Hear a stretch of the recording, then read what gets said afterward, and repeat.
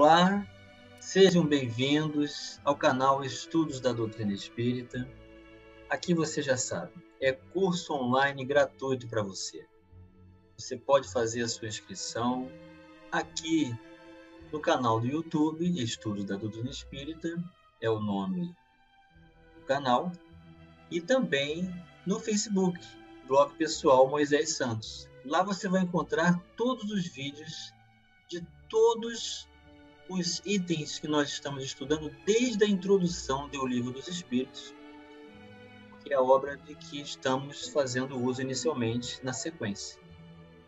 Já estamos na terceira parte desta obra e hoje vamos iniciar o capítulo 9 da Lei da Igualdade. Acompanhe comigo. Nesse capítulo 9 da terceira parte do Livro dos Espíritos, das leis morais, da lei de igualdade, nós vamos estudar os itens igualdade natural, desigualdade das aptidões, desigualdades sociais, desigualdade das riquezas, as provas de riqueza e de miséria, igualdade dos direitos do homem e da mulher, igualdade perante o túmulo. Vamos começar pela igualdade natural. É a questão 803. Kardec fez a pergunta: perante Deus, são iguais todos os homens? Sim, todos tendem para o mesmo fim e Deus fez suas leis para todos. Dizeis frequentemente: o sol luz para todos, e anunciais assim uma verdade maior e mais geral do que pensais. Então, nós já vimos que temos o mesmo princípio espiritual, temos a mesma essência, imagem e semelhança de Deus, em espírito. Essa equivalência é em espírito, não é exterior, não é física. Deus também não tem as configurações humanas. É o Pai Celestial, o Criador, cuja inteligência nos escapa na sua forma. Então, não temos que pensar em forma de Deus, mas sentir Deus. Todos temos esse mesmo princípio e estamos com as mesmas probabilidades de crescimento para chegar à mesma meta, que é a perfeição relativa, que todos nós um dia chegaremos, apesar de estarmos bem distantes dessa grande luz. E Allan Kardec vem contribuir. Todos os homens estão submetidos às mesmas leis da natureza. Todos nascem igualmente fracos, acham-se sujeitos às mesmas dores, e o corpo do rico se destrói como o do pobre. Deus a nenhum homem concedeu superioridade natural, nem pelo nascimento, nem pela morte. Todos aos seus olhos são iguais. Eis aí a equivalência da justiça divina, que é soberana às leis humanas. Próximo item é da desigualdade das aptidões. É a questão 804. Por que não outorgou Deus as mesmas aptidões a todos os homens?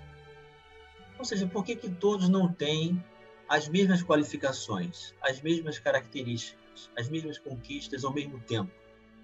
Deus criou iguais todos os espíritos, mas cada um destes vive há mais ou menos tempo e, consequentemente, tem feito maior ou menor soma de aquisições.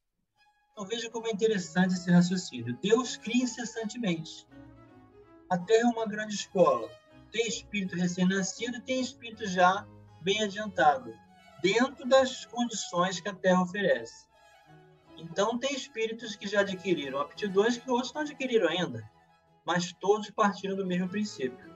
E essas diferenças são oportunas para que um possa enxergar com o outro recursos de aprendizagem mutuamente.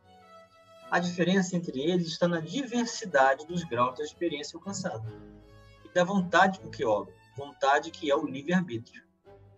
Daí o se aperfeiçoarem uns mais rapidamente do que outros, o que lhes dá aptidões diversas.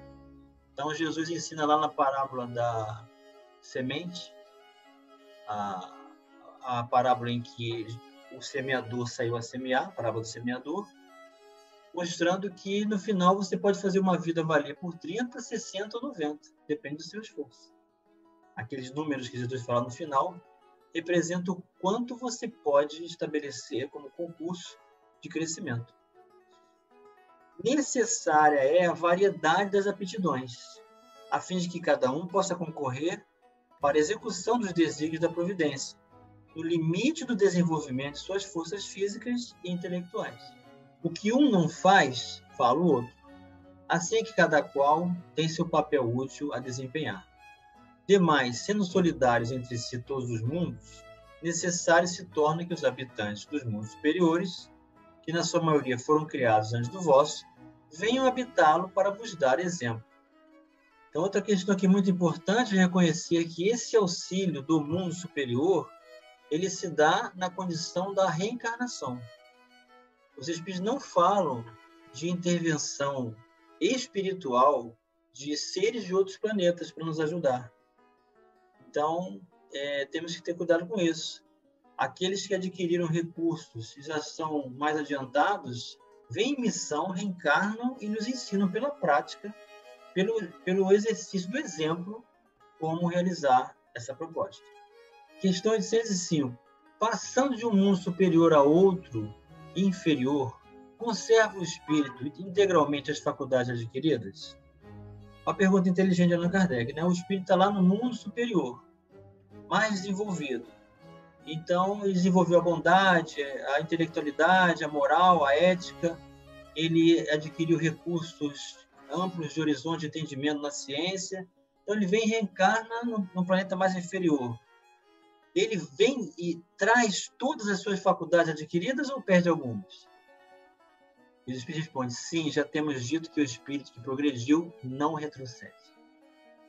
Poderá escolher no estado de espírito livre um invólucro mais grosseiro, ou posição mais precária do que as que já teve.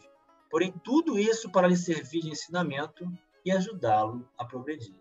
Então, mesmo que ele não tenha características exteriores de fama, de apresentação, de repercussão, ele tem uma bagagem muito grande e um grande contribuinte no progresso do grupo que está aquém da sua maturidade.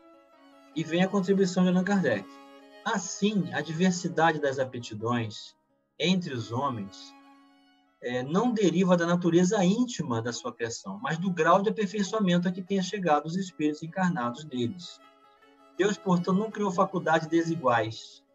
Permitiu, porém, que os espíritos em graus diversos de desenvolvimento estivessem em contato, para que os mais adiantados pudessem auxiliar o progresso dos mais atrasados, e também para que os homens, necessitando uns dos outros, compreendessem a lei de caridade que os deve unir.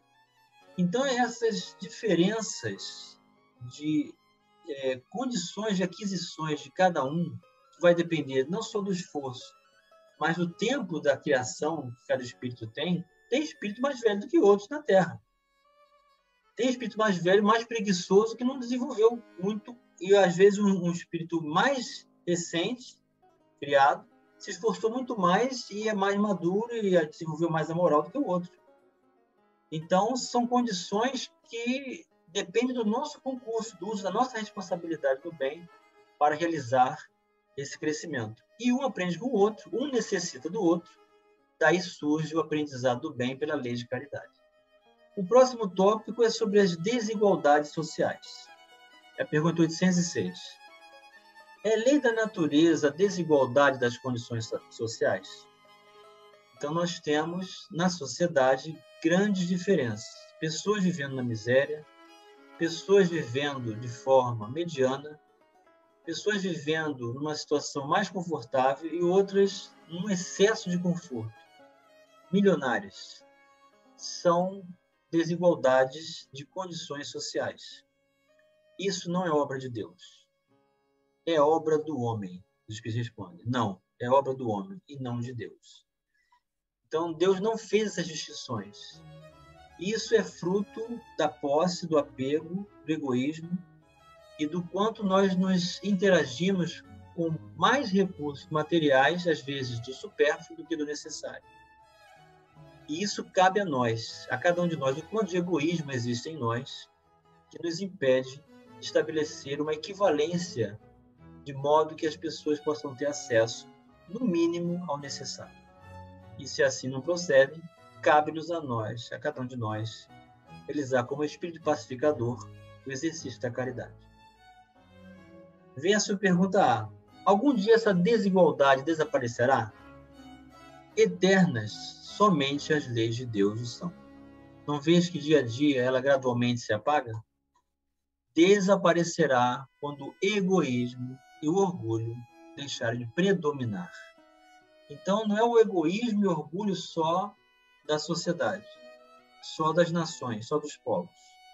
É principalmente que existe em nós, de egoísmo em nós, orgulho em nós. Estará apenas a desigualdade do merecimento. Então, aqui não é mais obra do homem, mas sim do quanto ele se apropria dos recursos que recebemos em equivalência e desenvolveu, estabeleceu recursos de progresso pelo próprio esforço.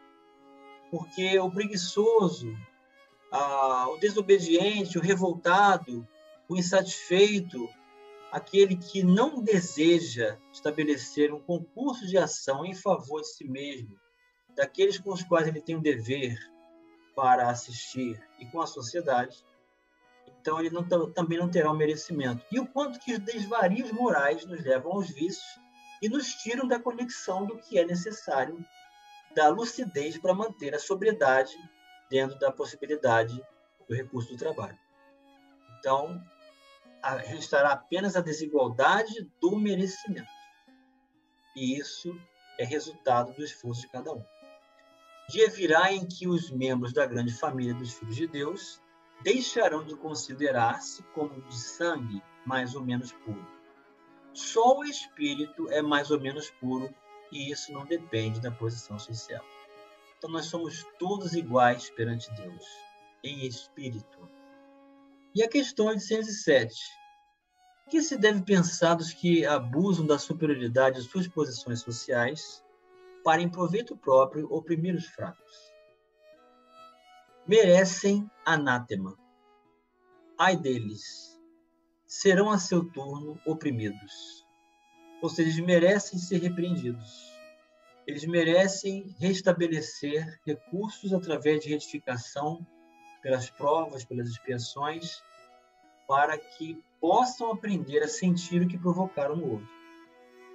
Renascerão numa existência em que terão de sofrer tudo o que tiveram feito sofrer aos outros. É a lei de causa e efeito, que ninguém escapa. Então, diante desse mecanismo natural da justiça divina, que mostra que nós somos responsáveis por uma construção de uma sociedade melhor e que essa sociedade só não é equivalente nos direitos, porque nem todos cumprem os seus deveres, daí as desigualdades do merecimento, e o quanto que o homem obra em função do seu egoísmo e orgulho e causa impedimento para essa condição equivalente. E o quanto que os vícios nos tiram da sobriedade para exercer o cumprimento dos nossos deveres e a manutenção natural daquilo que é necessário para cada um de nós. Então é a nossa parte, porque Deus nos criou todos com as mesmas potencialidades, na mesma essência, para crescer, progredir, aprender a amar, a servir e a construir um mundo melhor, construindo recursos melhores, qualificando-nos primeiramente dentro de nós mesmos. Grande abraço e até o próximo vídeo.